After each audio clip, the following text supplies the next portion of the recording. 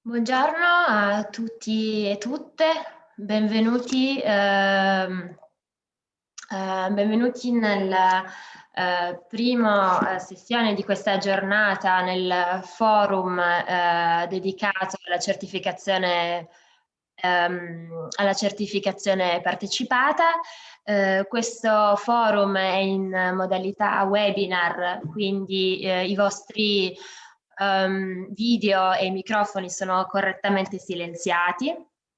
Potrete interagire con i nostri speaker durante il round di domande verso la fine attraverso la chat, ma per favore scrivete in chat le domande in qualsiasi momento. Trovate oggi insieme, c'è il servizio di interpretariato, potete cliccare sull'icona del mappamondo e scegliere la vostra lingua. Vi ricordo che per selezionare l'italiano dovete selezionare il coreano. Insieme a noi oggi, oltre ai nostri relatori e al moderatore, abbiamo anche Paolo di Ausatonic che ci fornirà una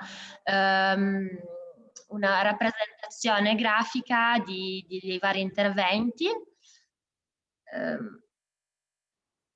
Vi do due parole di contesto sul perché oggi siamo qua a parlare della certificazione partecipata. Food nello scorso Terra Madre, quindi nel 2018, avevamo già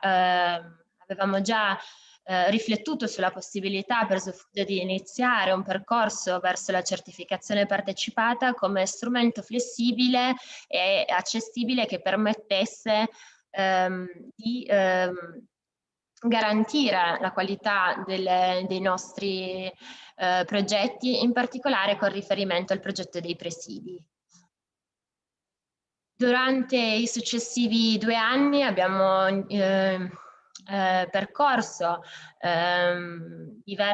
abbiamo fatto un lavoro soprattutto sul campo, facendo 2 progetti pilota, uno in Kenya con il presidio del miele degli Ogic e uno in Messico con il presidio del Maguey, proprio per capire se potesse essere uno strumento fattibile e attuabile per garantire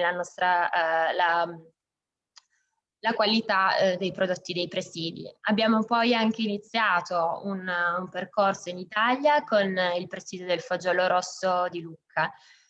In parallelo a tutto questo abbiamo lavorato per sviluppare delle linee guida su cosa è la certificazione partecipata secondo Slow Food. Abbiamo lavorato sulla validazione di una scheda di garanzia, quindi lo strumento con cui si va in campo per appunto verificare i vari punti della certificazione, e ci troviamo oggi un po' a condividere con diversi membri della nostra rete le loro esperienze. E non vado oltre, lascio la parola al nostro moderatore che gentilmente è qua con noi oggi, Giorgio Grusso, Project Coordinator alla FAO per la Mountain Partnership. Grazie Giorgio, prego. Grazie Carolina. Well, first of all, I would like to thank Slow Food for inviting me to moderate this forum, and I would like to say hello and thank you to all the speakers and to all those who are now online connected and following us on Zoom. As Carolina said, my name is Giorgio Grussu. I'm a project coordinator at the UN Mountain Partnership Secretariat. The Mountain Partnership is the only UN alliance dedicated to improving the lives of mountain people and protecting mountain environments around the world. The partnership is hosted, as you said, by FAO in Rome, the Food and Agriculture Organization of the United Nations. And in particular, I coordinate a project called Mountain Partnership Products Initiative, or MPP Initiative, which is the reason why I'm here today.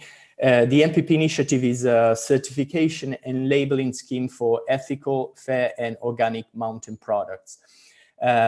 This initiative provides technical and financial support to smallholder mountain producers from developing countries to create enterprises, improve the production techniques, enhance the marketing skills, and differentiate their products from the competition. And by the way, Slow Food is one of our main partners in this project. To date, the MPP scheme has supported around 10,000 smallholder mountain farmers in 8 countries and has labeled 20 products. 60% of our producers are women, which is very important for us. The reason why UN Mountain Partnership exists is that globally, mountain people in developing countries are among the most vulnerable. Food insecurity rate in the mountains is much higher than anywhere else, and mountain economies are heavily marginalized, not to speak about the impacts of climate change, which are also higher in the mountains than anywhere else. Now, to support the farmers in establishing quality assurance systems for the products, we have created the first international network of participatory guarantee systems, the PGS, specific for mountain producers. All our project partners commit to establish a PGS that certifies their farming systems as ethical, fair, and organic. And we support them in the transition. So these are the reasons why I'm here with you, and I'm so eager to listen to today's speakers. Now, before I introduce the first speaker, let me remind you that you can use the Zoom chat, type your questions for the speakers. And at the end of the last presentation, we will try to answer to as many questions as possible. I'll also remind the speakers again that they have 7 minutes for the presentation so that we can have some time for questions and answers at the end. Now, the first speaker will be Flavia Mure Castro from Brazil, Organic Policy and Guarantee Senior Coordinator at IFOAM Organics International, which is also one of our partners in the MPP initiative. Flavia, would you please tell us more about the participatory guarantee systems and what potential you see for an organization such as Slow Food in promoting the PGS? Thank you. Thank you, George, for this introduction. I have also shared my screen with you. I have prepared a short presentation. And yes, first of all, thank you for having me in this forum today in the framework of Terra Madre. We have already brought up the topic a little bit. I wanted to first bring out the definition of participatory guarantee systems, or PGS. This is my main area of work within IFOAM Organics International. That's the organization I work for. And in 2008, we adopted the definition that you see on the screen there. I hope there will be enough time for the interpreters to translate it. But the idea is basically that these are quality assurance systems that are locally focused, and they serve the purpose of certifying producers, just like third-party certification systems. But they are based on active participation of stakeholders, yeah? And the foundation is really trust, social networks, and exchange of knowledge. It's really important to remember that this is a definition that has only been adopted by IFOAM Organics International for the purposes of our work with this systems in 2008, but these systems have existed ever since at least the organic movement really became active, and the farmers realized that they needed the system to verify their practices, to learn more about what they were doing, and to have a way to tell the consumers about the special qualities of their own produce. You see the picture that you have there. This is 2004 in Torres, in the south of Brazil, where I come from. Yeah, I live in Germany, but yes, I come from Brazil. And this was the first gathering of various initiatives that were working with alternative certification. That was the term used back then, or participatory certification. And IFOAM Organics International, together with the Latin American movement for agroecology, basically put together all these different people, all these different minds to share about their experiences with this alternative to third-party certification, because essentially many people around the world had realized that especially small farmers in local contexts, they needed a different approach to certification that was not being offered. They didn't get the same benefits from third-party certification. Essentially, there's an approach that is different. No? Third-party certification is focusing on independence, while PGS is really focusing on participation and bringing together this all the stakeholders, all the people that will benefit, that will implement the system to take ownership and to really decide on how things are supposed to be done. So, as I said, PGS developed even before third-party certification became the mainstream approach to ensuring guarantee. I'm talking about the organic sector, but this is widespread also in other systems where special guarantee is being ensured. In most cases, PGS was introduced because third-party certification did not fulfill the needs of the farmers, the small marginal farmers, as Georgia was mentioning, for example, in mountainous areas or more remote areas, or difficult where there's difficult access also to the markets. Yeah, bringing the produce of small farmers to the market requires a lot more than just certification. It also requires training, it requires extension, it requires marketing support. And it's very important that the producers are in a network that allows them to work all of that together. So PGS provides that framework based on participation. And when we talk about participation, we're really looking at selecting or even developing the guarantee standard. So what is it that we're going to verify and why?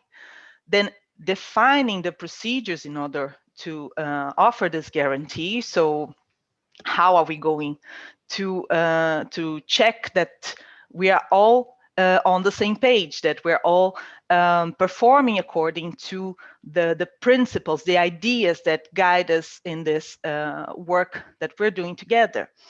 The verification process within PGS is essentially peer review, which is nothing really new. I mean, all of you probably have seen this concept used, for example, within the academic work. It's very common that scientists that publish papers on their research, they will have other scientists looking at the paper and seeing whether the methodology was appropriate, whether there are areas that could have been done better.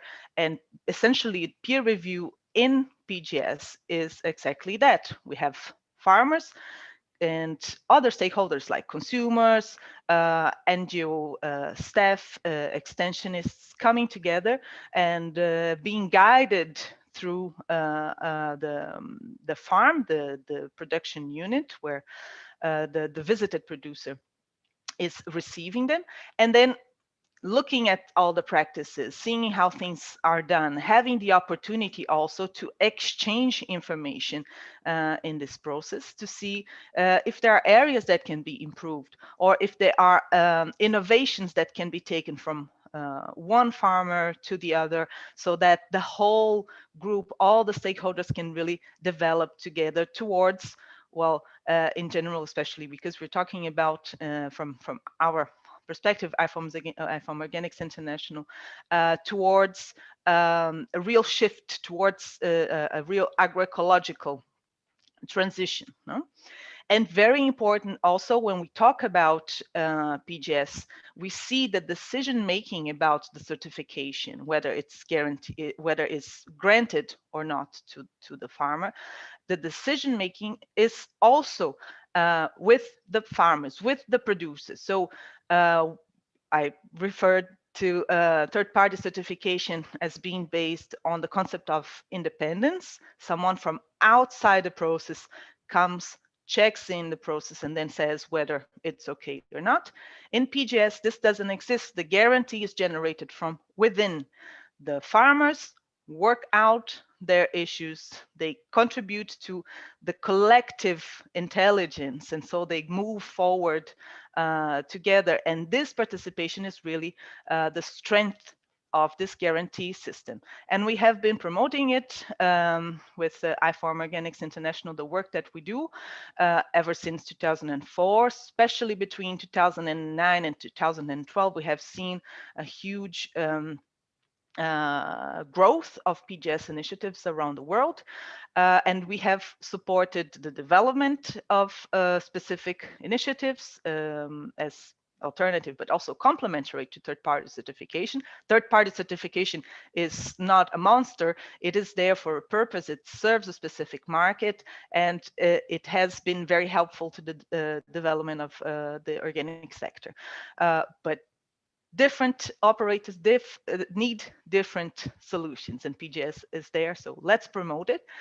We advocated towards governments that have a specific legal framework that could create obstacles to PGS. We also compile and publish global data to make sure we follow the process and that we can further communicate about it. And we offer services and facilitation and capacity building to support the development of PGS and implementation in different contexts. No? Now, when we look at PGS and slow food, I have been Thank you, Flavia. Yeah. That's sorry for interrupting you. Would you please Yes, close your... I will conclude right now. I just wanted to say this was I think, very relevant approach, because then the benefits of PGS, you see them on the slides there, they can be easily transposed into the network, into the world of slow food, so that all the stakeholders can benefit from it, and especially create this stronger consumer and producer relationships, and of course making it clearer what the message is and how it can be guaranteed. Yeah, so thank you for the invitation, and I'm Thanks. happy to take questions later. Thank you, Flavia. I think something you said was very, very critical also for us, which is that the PGS is built on trust among stakeholders and along the value chain, especially trust between producers and consumers, which is something that is missing normally when we go to the market and buy a product, we don't even know where it comes from.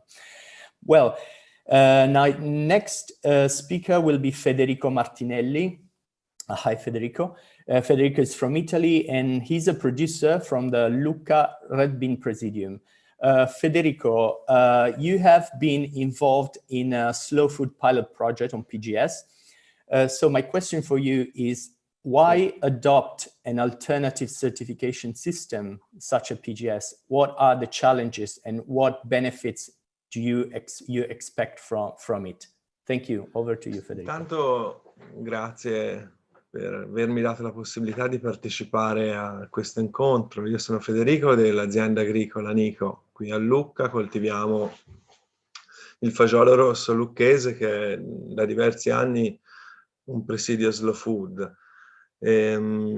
Brevemente, per rispondere alla tua domanda, bisogna anche di farvi capire il contesto appunto storico e locale, appunto il terreno su cui si è potuto sviluppare qui in Lucchesia un progetto pilota del genere, perché nella zona lucchese, nella piana lucchese, a partire dagli anni 90, l'agricoltura ha avuto un grosso processo di trasformazione, perché diciamo le aziende più tradizionali e tutta la filiera ad esse connesse sono andate un po' in crisi, perché non c'è stato quel ricambio generazionale, quel rinnovamento che era appunto necessario. Non c'è stato questo ricambio. E anche quelli che erano i loro sbocchi commerciali tradizionali sono un po' venuti meno. Quindi a partire da quegli anni diverse aziende agricole hanno chiuso, e quelle che sono riuscite a sopravvivere, tra virgolette, sono quelle che sono state più in grado di cambiare, di evolversi e di indirizzare la loro produzione principalmente anche su canali di vendita diretta. Quindi in questo contesto qui è stato più facile portare avanti anche un progetto di certificazione partecipata, perché le aziende agricole avevano bisogno anche di questo, poiché i sistemi di certificazione, tra virgolette, più tradizionali spesso sono dei vestiti che vanno un po' stretti a un'azienda agricola che parla direttamente con i propri clienti. Appunto soprattutto negli ultimi 10 anni nel territorio lucchese sono nati molti mercati contadini, quindi dove agricoltori vanno a vendere direttamente i loro prodotti, quindi nel vero e proprio senso della parola ci mettono la faccia appunto con i clienti, che si stringono rapporti appunto basati appunto sulla fiducia, si creano proprio delle amicizie vere e proprie tra chi produce e chi compra i prodotti. Nello stesso tempo molti ristoranti della zona si sono affacciati a queste nuove forme di vendita dei prodotti, e anche sono diventati clienti diretti delle aziende agricole. Quindi mi sembra un'evoluzione naturale quella di passare a forme di certificazione appunto partecipate. E su Lucca nell'ultimo anno e mezzo, come associazione dei produttori del fagiolo rosso lucchese, ci siamo riuniti più volte per aderire a questo progetto di slow food di certificazione partecipata. Si è cercato di costituire quello che è anche una comunità intorno al presidio che includa non soltanto gli agricoltori, ma anche, come dicevo, ristoratori, persone che partecipano ai mercati contadini e anche quella rete molto radicata sul territorio di gruppi di acquisto solidale. In questo contesto è appunto più facile parlare di certificazione partecipata. Io personalmente penso che quando si parla e si cerca di guardare un po' più lontano, quindi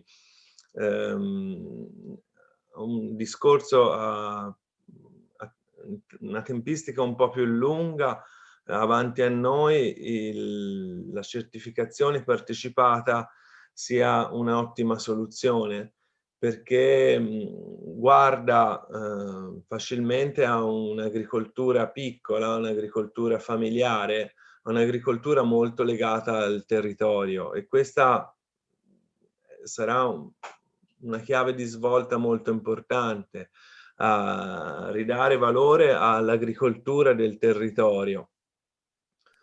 Per nostra fortuna anche nella mia azienda agricola questo cambiamento è avvenuto negli anni passati e è in corso tuttora. Attualmente tutta la nostra produzione viene venduta in un raggio che non supera i 20-30 km da dove viene prodotta, e questa per noi è una grandissima fortuna. Quella fiducia di cui si parlava la viviamo quotidianamente nei clienti che vengono direttamente nei nostri campi ad acquistare verdure, o nei mercati contadini, o con i ristoratori con cui anche in questi momenti appunto di grande difficoltà legati al Covid, che ha investito tutta la società, ma soprattutto i ristoratori, comunque riusciamo a mantenere un rapporto appunto settimanale e adeguarsi anche alle loro nuove esigenze. In questo contesto qui appunto la certificazione partecipata è un'ottima soluzione, anche perché implica un passo in avanti che devono fare anche i contadini. Spesso negli anni passati le aziende agricole si sono un po' rinchiuse in se stesse, invece oggi è importante fare un passo avanti e cercare di creare legami, costruire reti anche tra le aziende agricole, sia per ottimizzare la produzione, ma anche per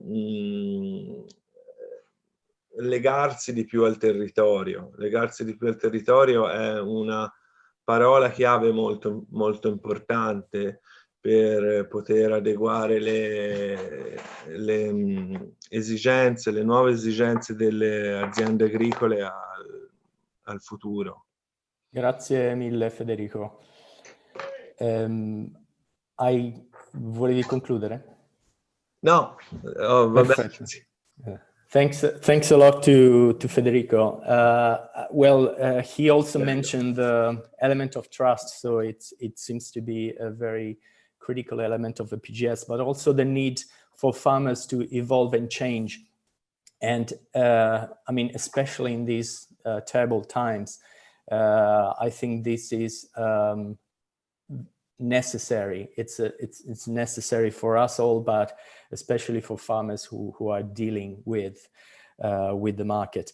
And also another key word that Federico said is the need of for farmers to network and to create networks and help each other. Next speaker. Thank you, Federico, again. Next speaker will be Bibong Widiarti. I hope I pronounced your name correctly, from Indonesia. Leader of Slow Food Jakarta urban area and PGS trainer. Bibong, please tell us more about your experience in PGS training in the Highlands Territory north of Kalimantan and the PGS initiative on non-timber forest production. Bibong, over to you. Thank you. Okay, thank you very much for your, sorry. Yeah, the screens, yes. You can see the screens share? Not yet. Hello? Not yet. Not yet. Okay, okay, fine.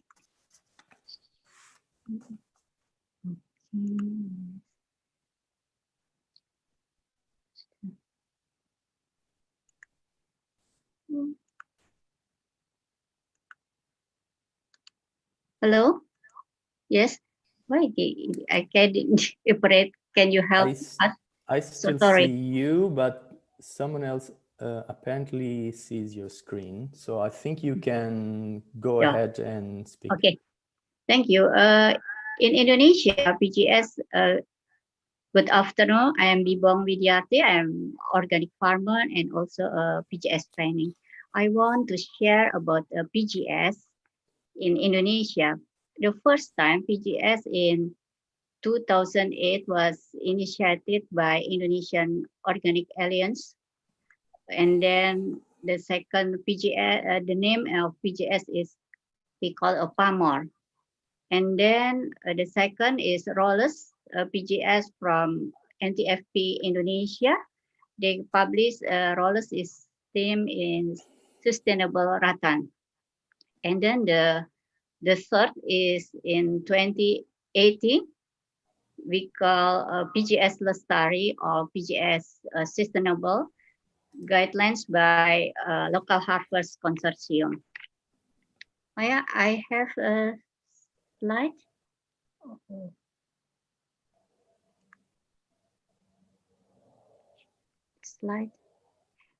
In the Krayan Highland, we are designed an organic and traditional agriculture area. Farmers in Krayan, North Kalimantan. They grow organic rice using traditional agriculture practices in 2016 by indigenous people. And the initiative received official recognition from the district government in 2019. At the Formadat and WWF, WWF also facilitated some farmers for PGS in the North Kalimantan region, especially the Krayan area, starting with IGS or internal control system in 2013, and then PAMOR and being to be introduced a PGS Padi Lestari in 2018. Started with TOT or trainer of the trainer. This followed by a woman and women rice farmer from each village and Formadat administration. The training, which lasts 2 days in each Krayan area, including introduction to the PGS, group standard making or IGS, and then simulation of form filling, a verification mechanism, and then validation and simulation as an inspector. In this slide number 2, we can see the Aman, we call it with PGS Kopi Lestari in South Sulawesi. They conducted by Aman from Local Harvest Consortium. After the socialization, we have a socialization. The unit level PGS organization was continued and carried out simulation in the field like this. And the strength of capacity of PGS unit management. The comparative study had conducted to visit coffee producer and exporters in West Java.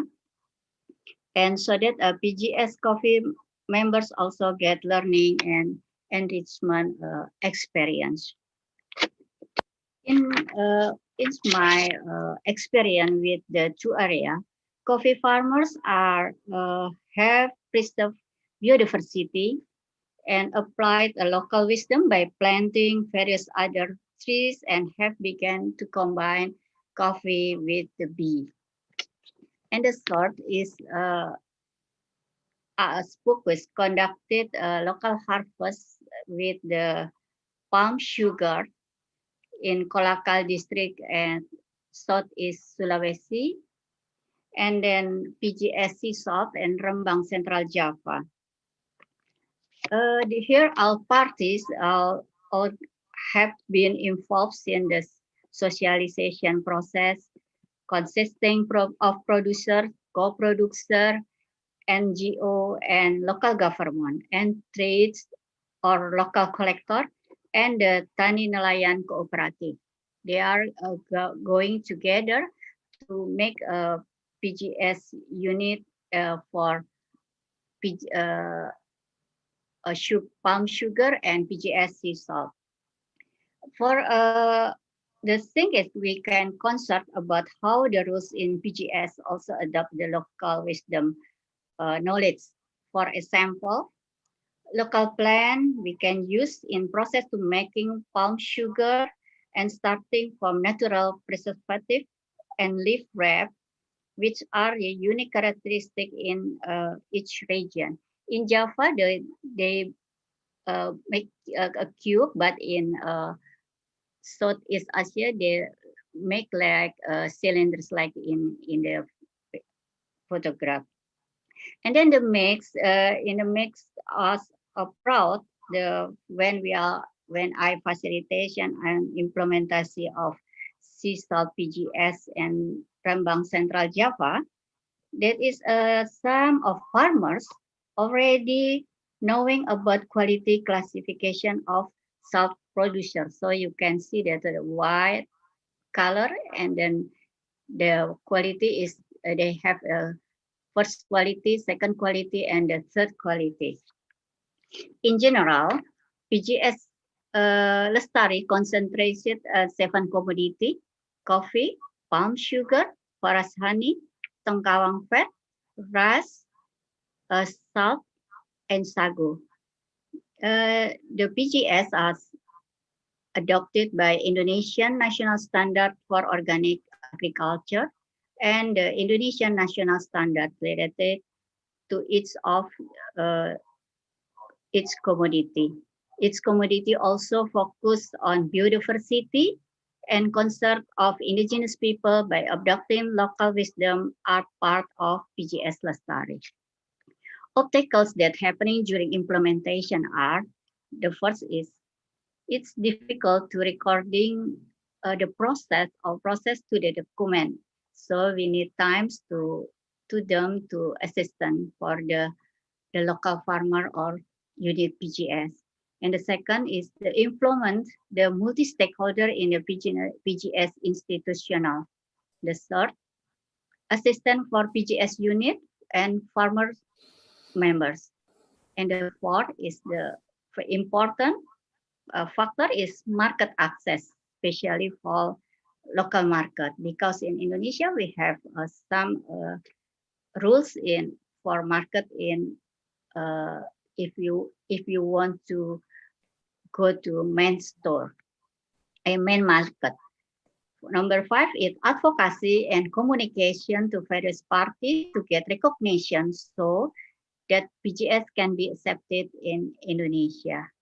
I think it's a small my experience for. Thank you very much, Bibong. That was a very interesting presentation. As I think we're running a little bit out of time, I would like to introduce the next speaker, which is Russell Carrington from the UK and founder of Pasture for Life certification.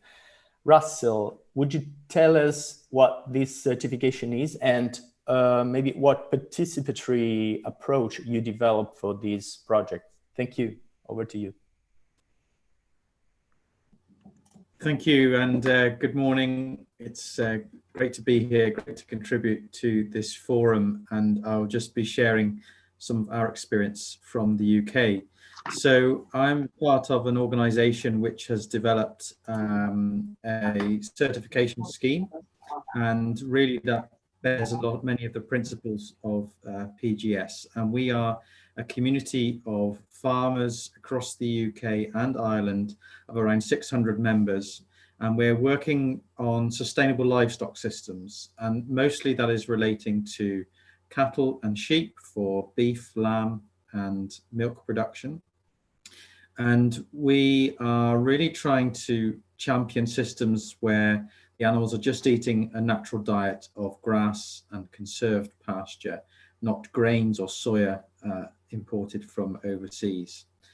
And we wanted to get some recognition for the way we are farming and for the quality of the product we are creating as well. And so we started to think about having some sort of scheme to recognize that. And we thought very hard and long about how we would do that to make sure our systems were verified, that they were meaningful, and that consumers could trust them. And so part of our work really started following, although we didn't know it at the time, a kind of PGS model where our farmers were checking each other. There was a peer review of what each other were doing, visiting each other's farms and checking what was happening. But actually in the end, we decided to opt for a third-party certification, and we developed a certification mark called Pasture for Life. And this is a certification mark that is now recognized in UK regulations, and it's the UK's first certification mark for 100% pasture-fed beef, lamb, and dairy produce. And this is a label that can go onto existing products or new products to certify and verify that they are doing what they say they are doing. And so we have a separate independent company that goes and checks what these farmers are doing and that they comply with the standards. So that's what's different to PGS. But we have kept so many of the principles of PGS that actually sit behind this. We have a really strong community where we share the knowledge that helps to comply with this system. And we work together very closely to make sure that everybody's complying, there's nobody cheating, that we have a very trustworthy system. So in that sense, it keeps many of the PGS values. And really the same, I think, for PGS is that we position this scheme and this certification in the middle of these three really important things. What works for the farmers, and really important to listen to what works for the farmers, what is sustainable for them. Listen to what the market needs, what the consumers are saying, what they're expecting, but also working with scientists to really understand what we're doing and why it benefits animal welfare, why it benefits human health, and why it benefits for the environment.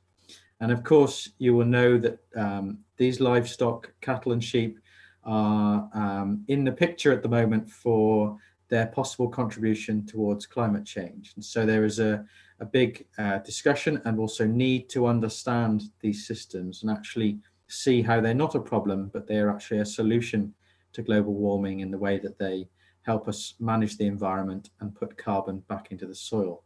So for us, it's really important to balance these three aspects. But I quickly wanted to mention that over time, I've come to know many other organizations around the world that are following a similar model for livestock production. And some of these are also following a PGS model, some of them also a third-party audit process. And so we've collectively actually only this year started to formalize, but actually something that was developed. We had our first meeting at Terra Madre 2016 in Italy, and we're forming a community of organizations working around the world that are developing schemes to recognize livestock production in this way. And this is a slide showing some of those logos around the world. So it's very exciting that this is quite a key area for development, for recognition, and showing what can be done for this type of production and using methods like PGS.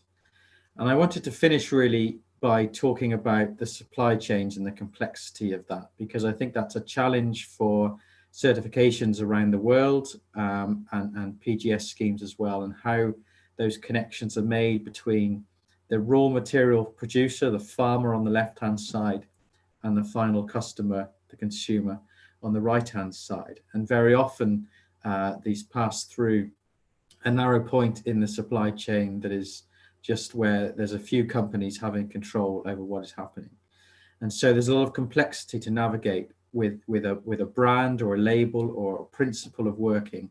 And it's important to communicate that at each stage of the supply chain. But what really makes it successful is having a community of interest.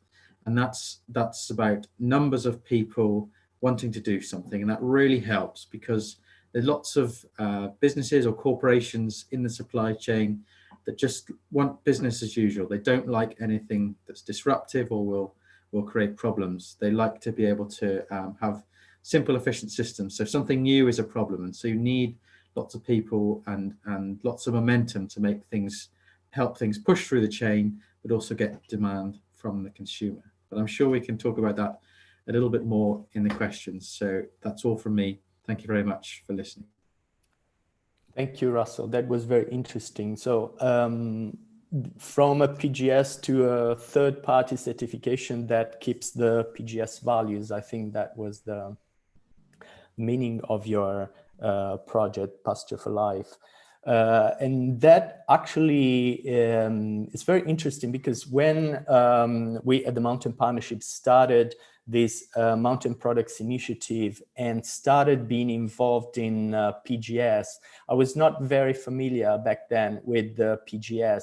So we asked our partner producers what they thought about it, and they said, we would like to implement a PGS and we would request your assistance. But my first thought at the beginning was, I thought that PGS would be just a temporary type of certification for them. I thought that they would all aim for a third-party certification, because PGS is normally recognized locally or at national level, while third-party certification can have an international recognition.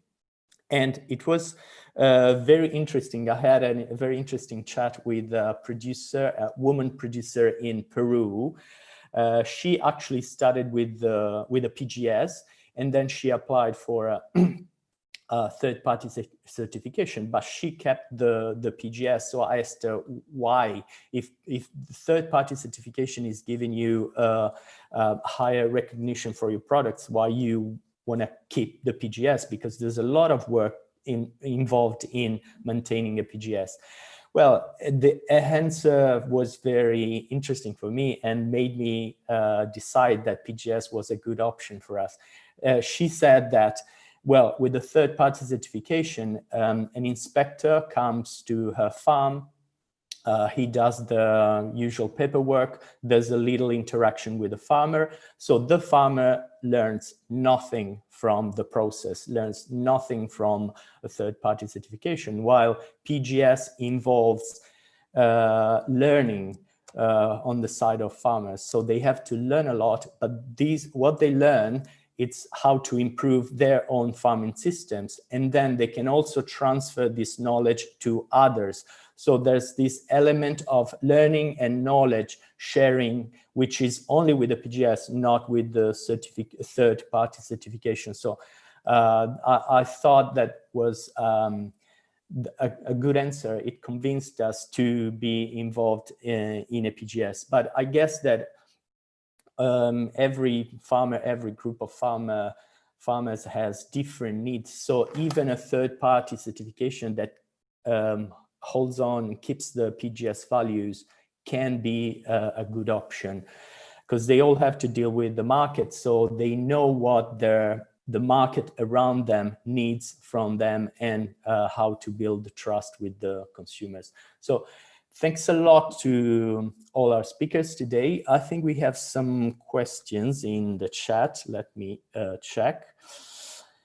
Well, one question was, do you see any form of competition between the PGS and the GIS, the geographical indications? I don't know, well, some of you have already answered to this.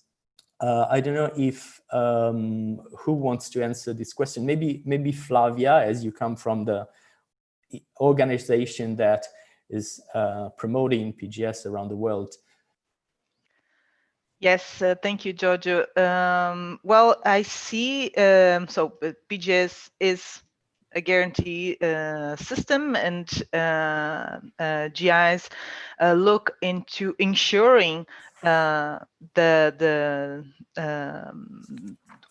a certain product is coming from, that a certain set of knowledge and skills is being used, that there is a process that is being followed. So I can only see synergies between the two of them, and the possibility of actually integrating, for example, one and the other.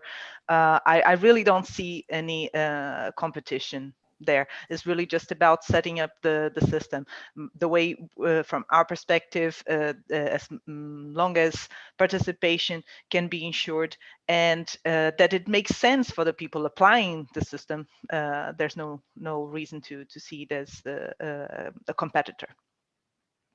Thank you, Flavia. I don't know if any other of our speakers wants to add something to it. Russell, go ahead. Yes, I'm also involved in a European focus group looking at the role of different labels and certifications, and we also considered this question. And I agree with Flavia that they can be complementary, and it's so important that as producers we need to figure out new ways and better ways of telling our stories, and the more ways or handles we can use to do that, it can be beneficial. Of course, that sometimes comes at a cost, but understanding what is relevant to the market can be really important to help decide what tools are used in that marketing. Thank you, Russell. I have another question, maybe for Bibong, because you mentioned the PGS, which has national standards in Indonesia. So this question from the chat says, which are the advantages and or disadvantages of a PGS state recognition? Hello, sorry. Can you hear me, Bibong? The connection is not stable in here. The question was if there are more advantages or disadvantages in having the PGS recognized by the state with national standards.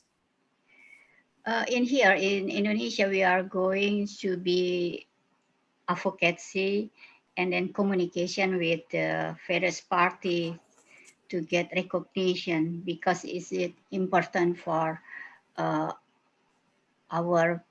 PGS, especially for small farmer, because if they have the PGS certification, and then they can to sell with the to make a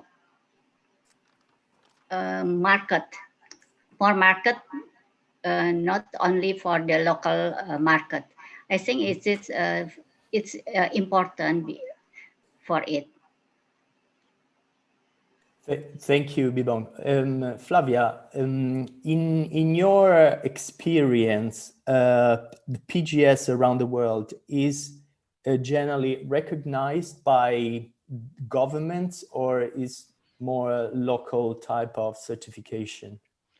So this year we have seen another 3 countries being added to the list of countries with a legal framework for organic agriculture that now also include PGS. So we see it as a trend in the framework of organic agriculture around the world, that more countries that have a legal framework are also recognizing PGS for the benefits that they have, specifically in most cases for the domestic market. So seeing it as a tool to develop the domestic market. And 15 out of 80, which are the total number of, or about the number of countries that actually have a legal framework for organic guarantee. It doesn't sound like a lot, but it has increased so much in the past year. So more governments are becoming aware of this potential and are getting interested, and involving the local stakeholders, especially where PGS initiatives already exist, structures are already operational.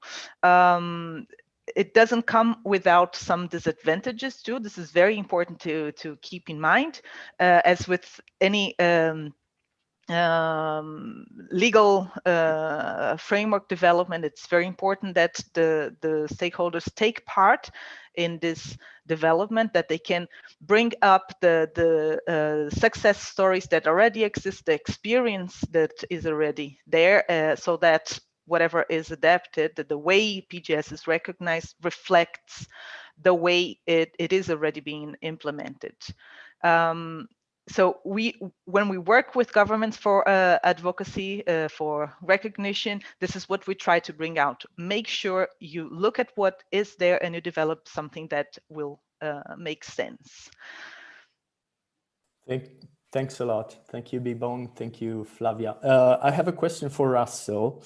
How much time and effort did it take to set up the certification scheme?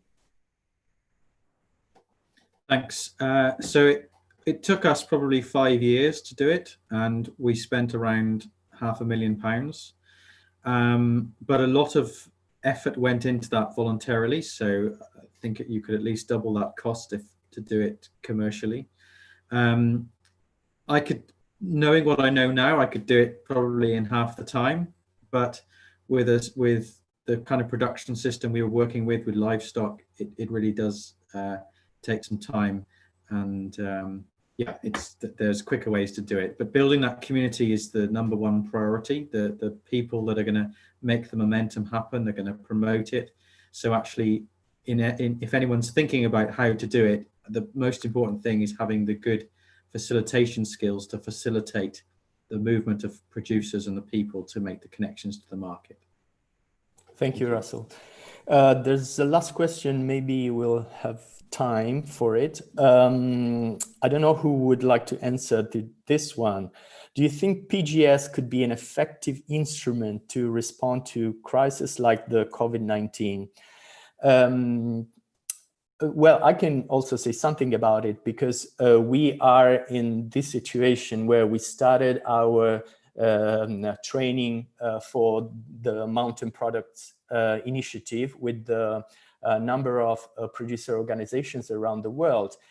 And then the lockdown started, and we actually know that we will not be able to take them to the last phase of the PGS, which is the peer review. So all field activities at the moment cannot take place. So we have been discussing with our partners, IFOAM, if they think there will be an evolution of the PGS in terms of trying to find a way to complete the process, even in cases where people can't move from their houses. So maybe this question is for Flavia. I know that you're also thinking about the evolution of the PGS, so maybe you can say a word about it. And then I think we have a minute, so if you can be short, thank you. Okay, I'll try. I would just like to say that I've recently finished compiling figures that we publish every year. Even though we didn't receive updates from everyone we would normally consult, this would happen in a couple of years, and then we will have a better view. What I can already say is that in this crazy year of 2020, we've had a major increase in the number of farmers that are involved in PGS initiatives and certified by PGS. And we have also heard from various PGS initiatives that the fact that farmers were involved in such an initiative helped them go through some of the difficulties that were created in this because of the restrictions that were imposed due to COVID-19 pandemic. And So this only strengthens the fact that PGS is really relevant for small markets, has the potential to growth. Indeed, peer reviews are at the core, and they really depend on people being physically present and seeing each other. But what we have also seen is that with the agricultural sector being considered as a key sector, it was still possible for farmers to visit each other. So they had to adapt to the system. And there was also a development in IT tools to support the collection of data that, I don't see it as something that will replace the physical and person-to-person interaction, but that can definitely support it. So we do see an evolution of PGS in that direction. Thank you very much, Flavia. Well, thanks a lot to all the speakers and to all those who followed us during this forum. That's all from me. So I will give the floor to Carolina to close this forum. Thank you very much. Thank you, Giorgio. Just really 1 minute to say thank you to everybody for participating in this session. And I would like to remind you that we will also have a session on this afternoon. So if you're not asleep, you can join us at 5 p.m. In the same channels. Thank you very much, everybody.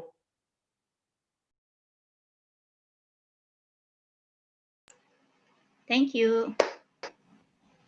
The future of our planet is decided at the table, in our daily food choices. What do we know about what we eat? How do we choose? Where do we buy it? You can make a difference and contribute to a future where everyone has access to food that is good. Eating must be a pleasure for everyone. We all have a right to food that is healthy, natural, fresh, and seasonal. Clean. Being aware helps us to choose food that is good for our health and the health of our planet. Fair. Knowing our food means making choices that are fair to us, to the producers, and to future generations. Slow Food has been working for over 30 years to defend biodiversity and fight the climate crisis by promoting good, clean, and fair food for all.